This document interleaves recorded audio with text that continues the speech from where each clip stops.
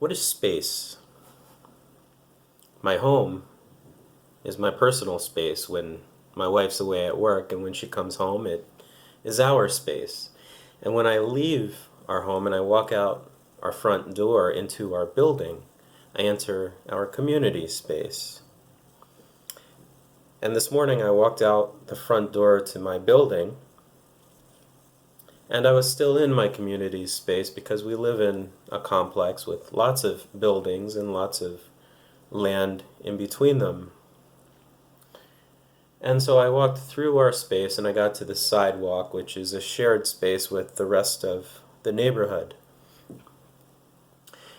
And I walked a little bit further, and there was a group of kids, and they were young kids. And they saw me, and they made space for me. They moved to the sides and let me walk on the sidewalk. And they were nonchalant about it, but I thought, those are good kids. Not every kid in this neighborhood is good. Some are not so good, but most are good, and they were good kids. And they made space for me. And I went a little bit further, and there is this walking path.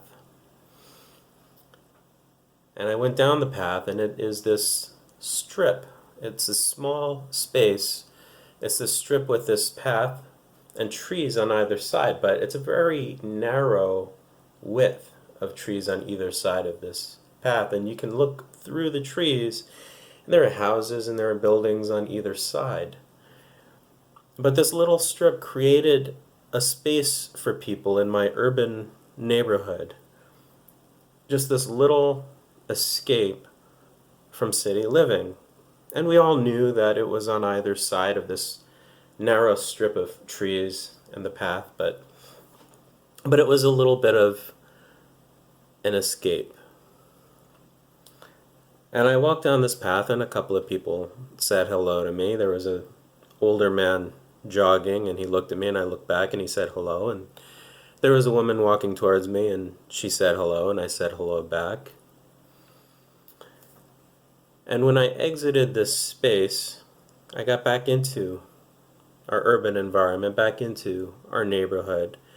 But the space is always there for me to use whenever I want to go back, whenever I need to escape everything that's around us. Not to block out everything around us, not to pretend that the world doesn't exist in the way that it does. Spaces should be places where we can go to explore a different sense of meaning. But they aren't a permanent escape from the reality of life. And we should embrace that reality. We should embrace the fact that this country, the United States, is a space where we have all different sorts of people who can engage in discourse, who can disagree with each other and with the government, and with whatever they want. We have that freedom to express our opinions. And I thought about the space that the founders of this country wanted to create. And I thought about the space that we have today. And it's changed. Some things for the better. We don't have slavery. We don't have a lot of things that we had back then. We certainly don't have as much violence. And some things have changed for the worse.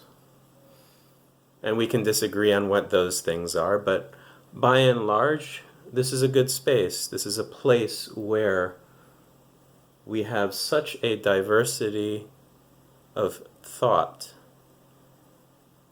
that you and I can exist in this same space and believe entirely different things. And yet, if we embrace the fact that this space in which we live was made for all of us, then the best ideas will rise to the top. And so when I think about these disagreements and I apply my Stoic mindset to my conversations with people,